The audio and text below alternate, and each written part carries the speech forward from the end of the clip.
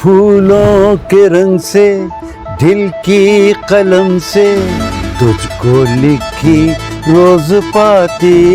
करीब 14 क्विंटल अफीम पकड़ी, जो वर्ल्ड रिकॉर्ड भी बना था वो एक अभी तक रिकॉर्ड। आम जनता और पुलिस के बीच लोग वो जो गैप है, दूरी जो लोग बताते हैं, उसको कैसे खत्म किया जाता है? आज भी जो पुलिस है वो सरकार की पुलिस है, जनता की पुलिस नहीं।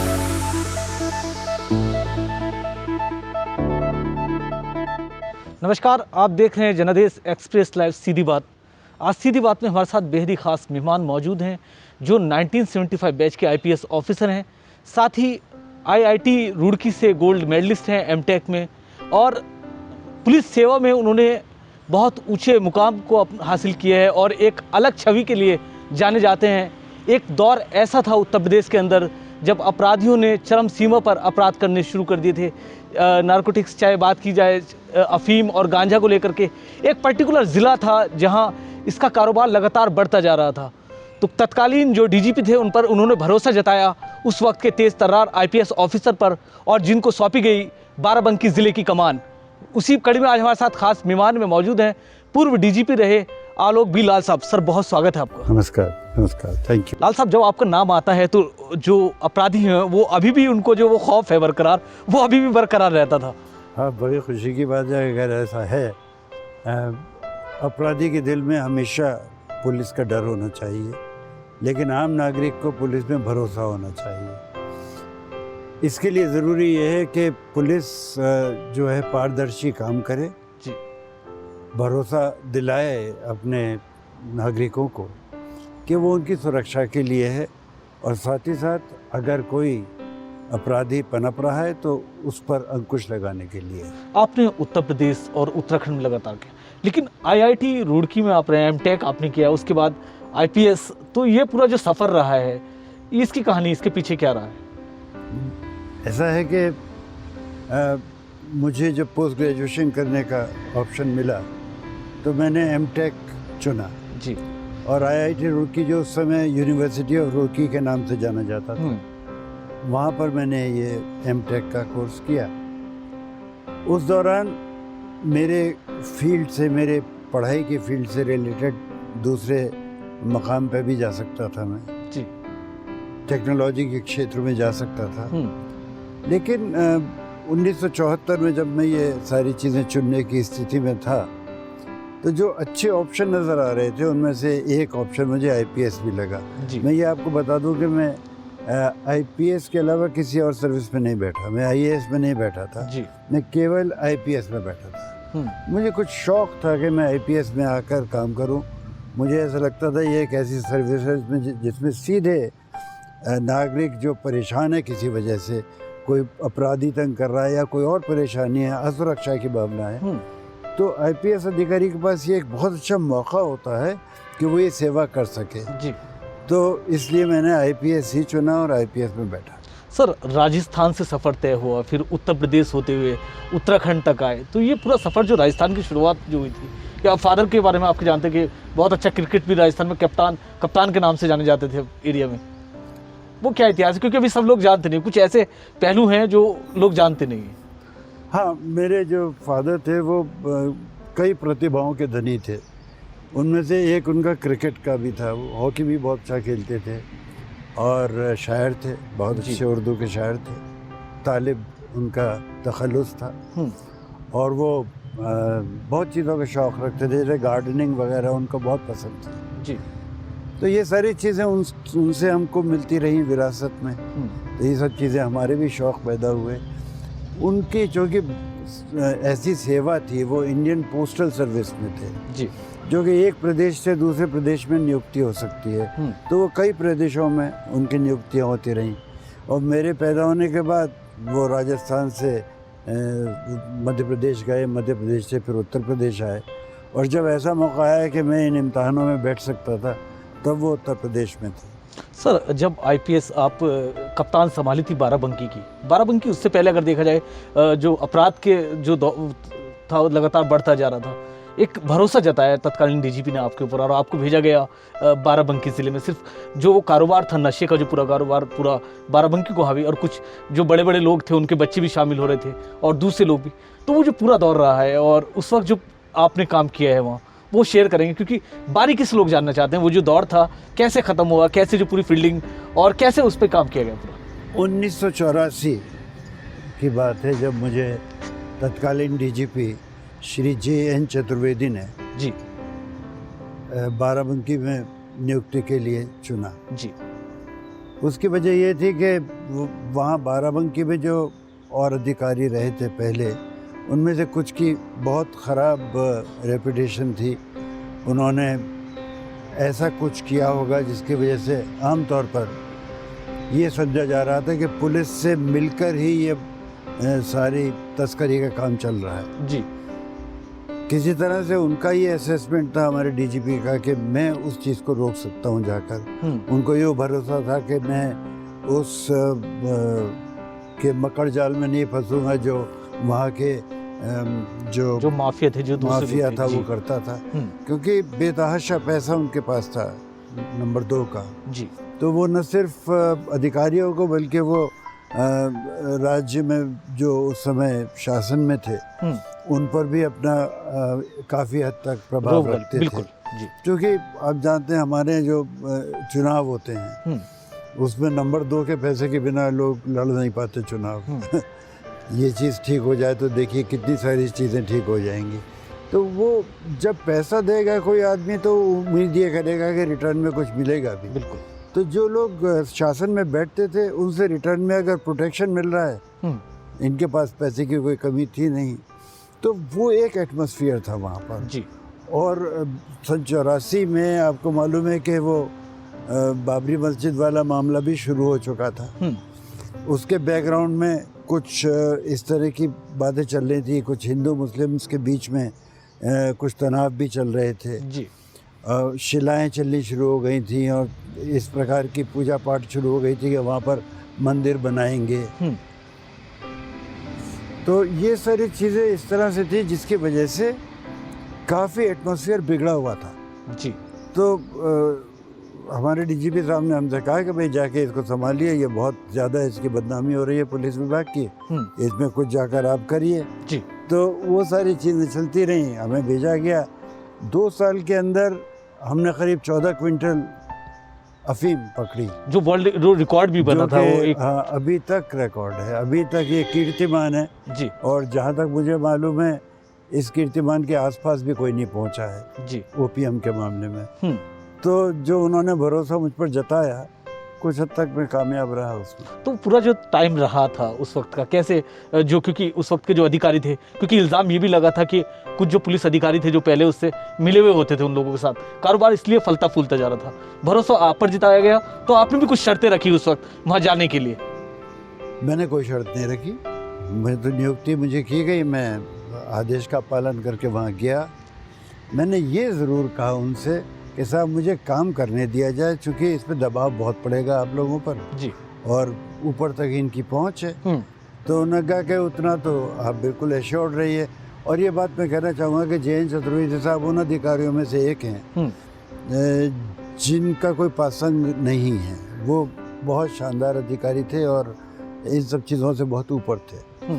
तो उनसे ये उम्मीद भी की जा सकती थी कि वो प्रभावित नहीं होंगे, बल्कि वो तो मुख्यमंत्री से भी मना कर देते थे ऐसी चीज़ों के लिए। तो वही था कि हमारे साथ ये एक हमारा संबल था कि हमारे बॉस जो हैं वो बहुत अच्छे हैं और वो हमारी सुरक्षा करेंगे। तो ये एक बड़ी बात थी। जी। दूसरी जो बात मुझे कामयाबी के लिए जिसकी एक वजह मैं कह सकता हूँ, ये वो पब्लिक के लोग थे जिन्होंने आकर मुझे अपनी समस्याएं बताई और उनसे बात करने के बाद मुझे ऐसा लगा कि उनके पास वो सूचनाएं हैं जिनके आधार पर मैं अपना पूरा सूचना तंत्र तैयार कर सकता हूँ। जी। तो पब्लिक का बहुत रोल रहा है इसमें। अच्छा, जो उस वक्त के अधिकारी थे, क्या कुछ फेरबदल भी करना पड़ा आपको जब आपने ज़िले में कमान संभाली? कुछ तो तबादले करने पड़े। उसकी वजह ये थी कि हर अधिकारी हर काम के लिए उपयुक्त नहीं होता है। जी। कुछ लोग एक काम के लिए अच्छे होते हैं, कुछ लोग दूसरे काम के लिए अच्छे होते हैं। जैसे आप अगर क्रिकेट में देखें, कुछ बॉलर होते हैं, कुछ बैट्समैन होते हैं। जी। सब लोग ऑलराउंडर तो बन नहीं सकते। तो उसी तरह से समझना पड़ता है कि कौन ऐसा अधिकारी है जो इस थाने के लिए ठीक है और कौन ऐसा अधिकारी है जो दूसरे थाने जाने लायक है। जी। इस चीज़ की थोड़ी सी तमीज़ करनी पड़ती है। अच्छा, एक चीज़ लोग कहते हैं कि जब आप वहाँ थे और ये सारा चीज़ चल रहा था, घर में कोई फंक्शन था, बावजूद उसके किसी ने खबर दी कि कुछ लोग वहाँ हैं, ऐसा कुछ चला, तो क्या वो प्रोग्राम था जब आपको बीच में छोड़ के जाना पड़ा? हम लोगों की शादी की सालगिरह थी, वेडिंग एनिवर्सरी, उसकी सारी तैयारियां चल रही थी और जब वो तैयारी चल रही थी उसी वक्त मेरा इन्फॉर्मर मुझे लगातार सूचनाएं भेज रहा था। जी। तो जो इन्फॉर्मर की सूचनाएं थी वो बड़ी दिलचस्प थी और बिल्कुल वेल पॉइंटेड थी। तो मुझे उन चीज़ों को आगे बढ़ाने के लिए उस फंक्शन से गायब होना पड़ा। लाइक सब लोग पूछ रहे थे भाई कहाँ हैं जिसने हम लोगों को इनवाइट किया, वही नहीं है जी। आमंत्रित करके जो हमारे जो हैं वही चले गए बुलाने वाले। जी। खैर तो मैं गया, मैं लखनऊ गया, वहाँ पर जो हमारे सूचना तंत्र था उसको एक्टिव किया, उनसे सूचनाएं गैदर की, वो जो जहाँ लूज एंड्स थे उनको ठीक किया। जी। और जब तक मैं लौटा रात तक, तब तक बहुत सारी अच्छी इन्फॉर्मेशन कलेक्ट हो गई। जी जी।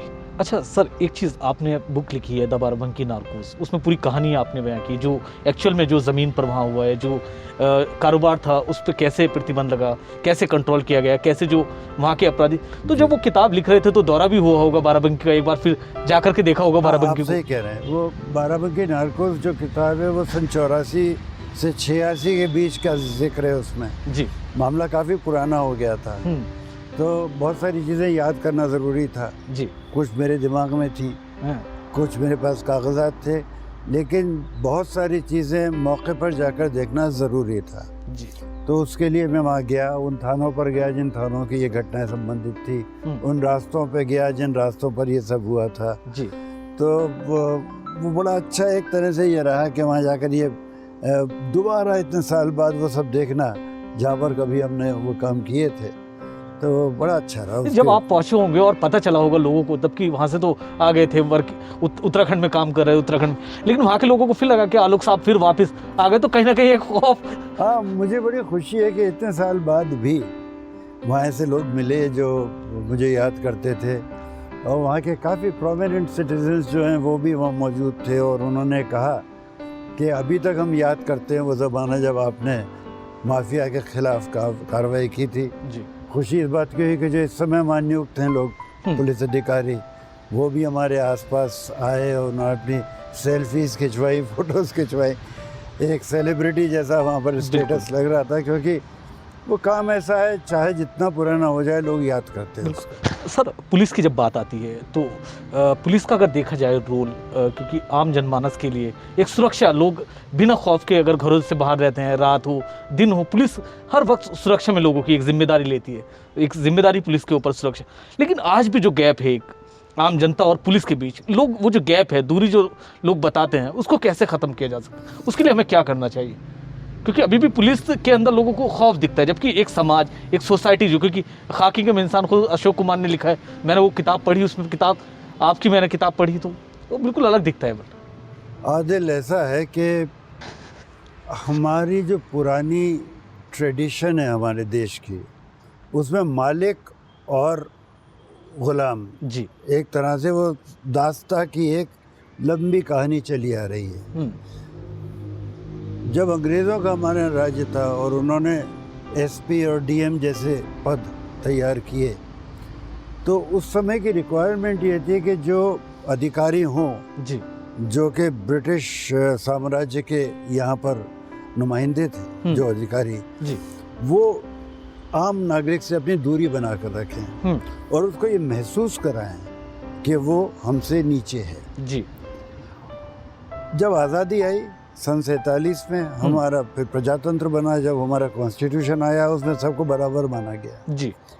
लेकिन जो एक लंबी ट्रेडिशन चली आ रही थी, जिसको फ्यूडलिज्म कहते हैं, जिसको कि आप जमींदारी की प्रथा को कह सकते हैं, जिसमें कोई ऊंचा और कोई नीचा होता है, उसकी वजह से लोगों के दिमाग में अब तक वो बात है कि ये लोग जो हैं एसपीडीएम वगैरह जो अधिकारी हैं, ये कुछ अलग हैं, कुछ ऊपर हैं, उनके पास जाने में थोड़ा वैसे ही घबराते हैं। बिल्कुल। बहुत हद तक ये कम हो गया है, लेकिन 84-86 की बात सोचिए, कितने साल पहले ये डिस्टेंस कुछ और ज़्यादा था। जी। दूसरी चीज़ ये कि अधिकारी भी कुछ ऐसा व्यवहार करते हैं। वो चाहते हैं कि उनकी वो एक बनी रहे वो स्थिति कि वो जैसे ऊपर हैं और बाकी सब नीचे हैं, जूते की नोक पर सबको रखा जाए। इस तरह का एक रवैया बहुत से अधिकारियों में भी होता है। बिल्कुल सर, एक चीज़ और आती है, क्योंकि पुलिस भी एक विभाग है और सोसाइटी का ही एक पार्ट है। सब डिपार्टमेंट जितने होते हैं एक वीकली ऑफ होता है, क्योंकि एक रिलैक्सेशन पूरे हफ्ते काम करने के बाद।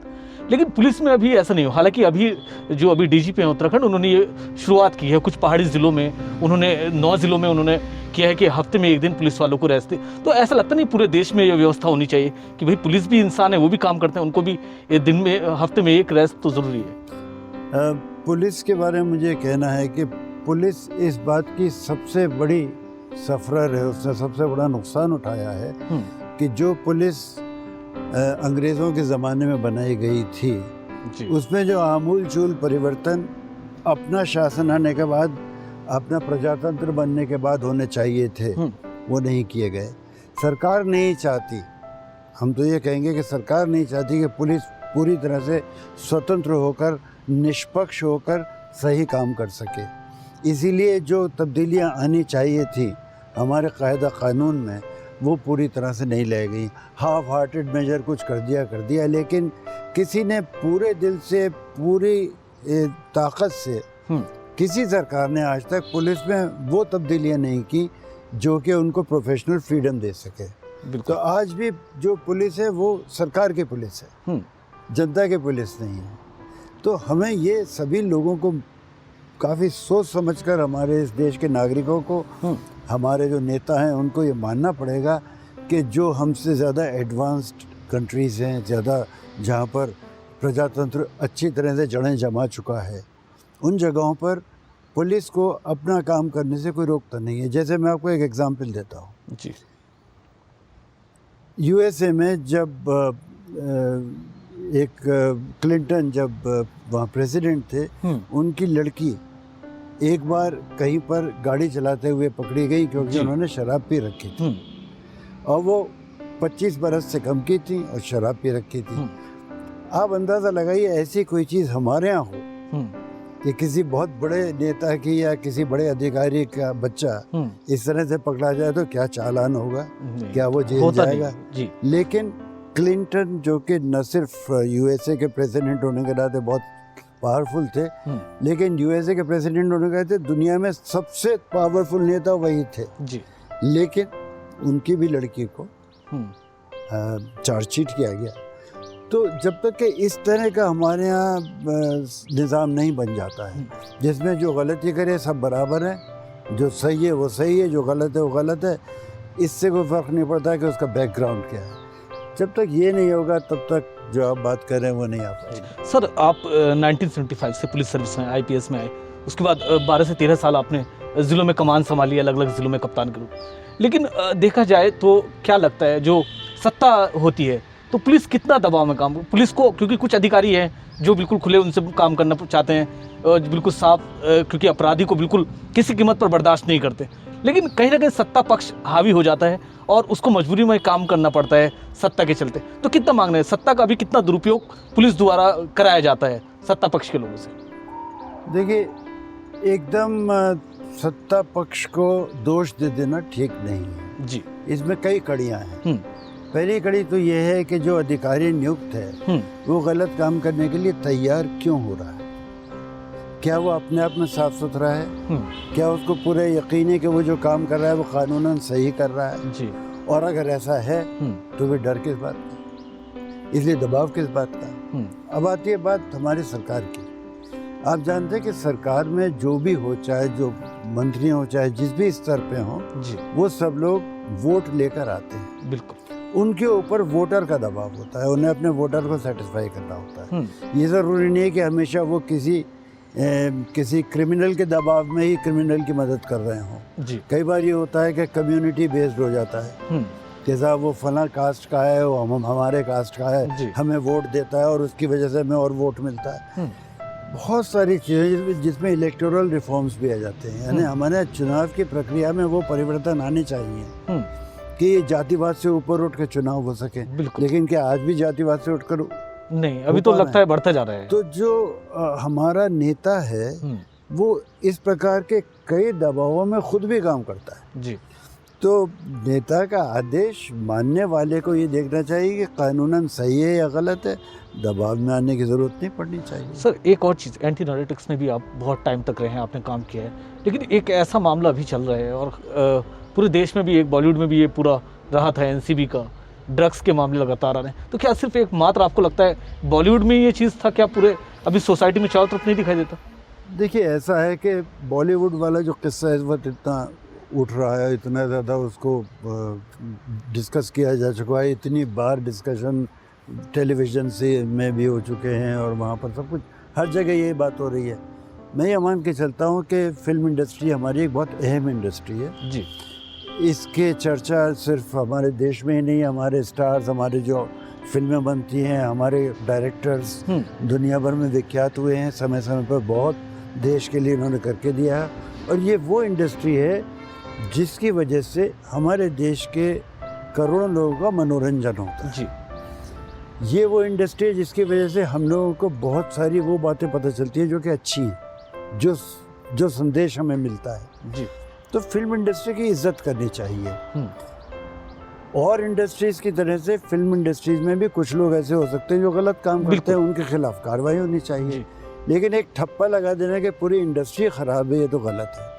अब जब आती है बात जो ये जांचें हुई हैं और सब लोग कुछ, आज तक किसी के पास बड़ी मात्रा में कहीं भी ना तो अफीम बरामद हुई, ना गांजा चरस बरामद हुआ, ना कोई और किसी तरह की दवा। ग्राम में मिलता है कुछ भी ग्रामों में मिलता है। अब आप हमारा देखिए, जब हम बाराबंकी में पकड़ रहे थे तो 14 क्विंटल पकड़ी, 14 क्विंटल, और ये लोग 60 ग्राम लाकर 60 ग्राम भी पूरी नहीं पकड़ पा रहे हैं। तो नारकोटिक्स कंट्रोल ब्यूरो के लेवल पर अगर कुछ ग्राम का चक्कर है और उस चक्कर में वो कहते हैं कि हमने जो है फिल्म इंडस्ट्री का पर्दाफाश कर दिया जी, मुझे तो एक हास्यास्पद स्थिति लगती है। मानिए इसको कि फिल्म इंडस्ट्री में, अब आप बताइए आदिल, आप ऐसे कितने लोगों को जानते होंगे इस समाज में जी जो किसी ना किसी तरह का नशा करते हैं। बिल्कुल। गांजा चरस तो बहुत कॉमन हो गया है आजकल, लड़कों में लड़कियों में भी हो गया बहुत। तो आप केवल एक इंडस्ट्री को बदनाम करने के लिए आपका कोई ना कोई निहित उद्देश्य उसमें है, ऐसा लगता है जो कर रहे हैं इसको, जो इस पर ज़्यादा शोर मचा रहे हैं, वो चैनल्स या वो लोग जो चाहे इंडस्ट्री से हो चाहे इंडस्ट्री के बाहर हो। ये जो लोग ये आक्षेप लगा रहे हैं, मेरे ख्याल से उनका निहित स्वार्थ है, उससे ज़्यादा कुछ नहीं। सर, बहुत समय तक आपने पुलिसिंग में, एक 37 साल का समय एक बहुत लंबा समय होता है, तो क्या लगता है उस वक्त की पुलिस और आज की पुलिस, अभी हमें पुलिस को कितना और मजबूत करने की जरूरत है? क्योंकि एक विभाग पुलिस ही ऐसा दिखता है जो अपनी पीड़ा किसी को सुना नहीं सकता। पुलिस वालों के साथ अगर ज़मीन पर जाकर के देखें तो पुलिस इतना लोगों के लिए काम करती है, इतना अपना सारी पूरी जिम्मेदारी से लगी रहती है, लेकिन आज भी उसको सुविधाएं वो जो होनी चाहिए जो और विभागों में, वो पुलिस को नहीं है। बहुत ज़रूरी है कि पुलिस को अच्छी चीज़ें मुहैया कराई जाएं। देखिए, पुलिस समाज की सुरक्षा के लिए है जी, और समाज भी ये चाहेगा कि उनकी सुरक्षा करने के वाले के पास कोई कमी ना रहे, सुरक्षा करने की स्थिति में हो जी। अगर क्रिमिनल के पास मर्सिडीज गाड़ी है और हमारे पास कोई पुरानी फटी पुरानी जीप है जी, तो ये उम्मीद करना कि उस मर्सिडीज का पीछे हम उस जीप से कर लेंगे, बड़ा गलत है जी, नहीं हो पाएगा ऐसा। या उनके पास बहुत अच्छे हथियार हैं और हम लोग अभी तक अगर 303 राइफल पे निर्भर हैं, तो जाहिर है कि ये चीज़ें नहीं चल पाएंगी। मॉडर्नाइजेशन होना चाहिए, पुलिस आगे बढ़नी चाहिए इन मामलों में, संसाधन अच्छे होने चाहिए, अच्छी ट्रेनिंग होनी चाहिए, इनको काफ़ी हद तक अपने काम करने के लिए प्रोफेशनल फ्रीडम मिलनी चाहिए, जो कानून के तहत जो काम है वो करें। इनकी आंसरेबिलिटी अपने लोकल नेता के प्रति नहीं होनी चाहिए, अपने लोकल प्रेशर ग्रुप्स के प्रति नहीं होनी चाहिए, उनकी आंसरेबिलिटी कानून के प्रति, अदालत के प्रति होनी चाहिए। अगर कुछ गलत करें तो अदालत से सज़ा मिले, गलत अगर कुछ एडमिनिस्ट्रेटिव वर्क करें तो सरकार से सज़ा मिले, वो सब ठीक है। तो जो सुधार होने की आवश्यकता है वो काफ़ी आमूलचूल परिवर्तन की आवश्यकता है। एक तरफ तो पुलिस को मॉडर्नाइज करें, उसके संसाधन बढ़ाएं, दूसरी तरफ उसकी ट्रेनिंग बेहतर करें, और तीसरी ये कि जो आवश्यक कानून में परिवर्तन किए जाने हैं वो किए जाएं। तब जाकर हम ये उम्मीद कर सकते हैं कि जैसी जनता पुलिस चाहती है, जैसी कि जनता की पुलिस होनी चाहिए। आज पुलिस किसकी है? सरकार की जी। पुलिस होनी चाहिए आम नागरिक की, और उस आम नागरिक की जो सबसे ज़्यादा कमज़ोर है, सबसे ज़्यादा पीड़ित है। जो सबसे ज़्यादा पीड़ित है उसको सबसे ज़्यादा तो पुलिस की ये ज़रूरत कैसे है। संभावना है, ऐसे कैसे कर सकते हैं इस ऐसे कर सकते हैं जो मैंने 2-3 बातें बताई आपको, जी कि अगर कानून में साफ लिखा हुआ है कि पुलिस की क्या अधिकार और कर्तव्य हैं, और उसमें कहीं भ्रांतियां पैदा नहीं की जा रही हैं, जी और अगर कानून में ये भी स्पष्ट हो कि हमारे नेता चुने जाएंगे तो वो बिल्कुल साफ सुथरे तरीके से चुने जाएंगे, वो लोग आंसरेबल होंगे अपने पब्लिक के प्रति अगर गलत काम करते हैं। जी आज की तारीख में ऐसा हो नहीं पाता है। नेताओं को उनके किए की सज़ा नहीं मिलती, पुलिस करे या ना करे सज़ा बहुत पाती है। आप जानते हैं कितने पुलिस वाले सस्पेंड होते हैं, कितने लोग सज़ा पाते हैं, जेल जाते हैं। अब जैसे इनकाउंटर की बात है, जी एनकाउंटर करना भी कोई गलत है, नहीं करना चाहिए, लेकिन अगर कभी मुठभेड़ हो जाए और वास्तव में गोली चलानी पड़े, सामने वास्तव में बदमाश गोली चलाने लगे, तो वो तो ठीक है। लेकिन जैसा कि कुछ प्रदेशों में हमने सुनते आ रहे हैं कि साहब फला मुख्यमंत्री के आने के बाद एनकाउंटर्स किए जा रहे हैं, लोगों को मारा जा रहा है, तो वो तो कभी सही नहीं हो सकता, क्योंकि अगर इतनी ज़्यादा हिम्मत बढ़ गई है हमारे अपराधियों को, क्योंकि बार बार गोली चला रहे हैं पुलिस के ऊपर, उनको जवाब दिया जाता है। इसका मतलब ये है कि हमारी पुलिस ठीक काम नहीं कर रही है। और पुलिस क्यों ठीक काम नहीं कर रही है? क्योंकि पुलिस अगर ये शॉर्टकट अपनाती है कि किसी को गोली मार दो, किसी को फर्जी एनकाउंटर में मार डालो, ये अच्छा काम है, मैं तो इसको कभी अच्छा नहीं समझूंगा। और फर्जी एनकाउंटर करने की वजह ये होती है कि जो फंडामेंटल, जो आधारभूत मेहनत वाला काम होता है, जिसमें रिकॉर्ड सही तैयार रखे जाते हैं, तफ्तीश अच्छी की जाती है, और अच्छी तफ्तीश के बाद सही अगर क्रिमिनल को आप जेल में भेजेंगे तो वो बाहर आकर अपराध नहीं कर पाएगा। बिल्कुल। लेकिन अगर सही अपराधी तो छूट रहा है और आप बेगुनाह को घूम रहा है और किसी को आप गोली मार दे रहे हैं जी, तो उससे अपराध नहीं रुकेगा। बिल्कुल। अभी जो हमारे साथ बात कर रहे हैं, आप देख सकते हैं उत्तर प्रदेश हो चाहे उत्तराखंड, एक तेज तर्रार पुलिस ऑफिसर की भूमिका उन्होंने निभाई। अपराधियों के जो हौसले थे उस दिनों उतने बुलंद थे, लेकिन जब पोस्टिंग हुई आलोक बिलाल साहब की एसपी के रूप में, और मैं आपको बता दूं 12-13 साल तक विभिन्न जिलों में आपने कप्तान के पद पर कार्य किया है, साथ ही पुलिस कप्तान से लेकर के पुलिस महानिदेशक उत्तराखंड तक आप पहुंचे। लेकिन साथ ही एक दिलचस्प बात इनके बारे में मैं और बताऊंगा, जितने तेज तर्रार आप कप्तान रहे हैं पुलिस में, उतने अच्छे सिंगर भी हैं और बहुत अच्छे गाने भी उनको पसंद है, गाना उनको पसंद है, पेंटिंग्स बहुत अच्छी बनाते हैं। सर, पूरी बात हुई पुलिसिंग के ऊपर, बात हुई कैसे कैसे काम किया, अब बात हो जाए कुछ संगीत की, क्योंकि आपका जो पसंदीदा संगीत है, पेंटिंग्स आप बनाते हैं। किशोर कुमार, मैं आपको अक्सर सुनता रहता हूँ, किशोर कुमार साहब की आवाज़, तो कुछ हो जाए हमारे दर्शकों के लिए। अरे किशोर दा का नाम लिया तो चलिए किशोर दा का ही एक गाना गा देता हूँ।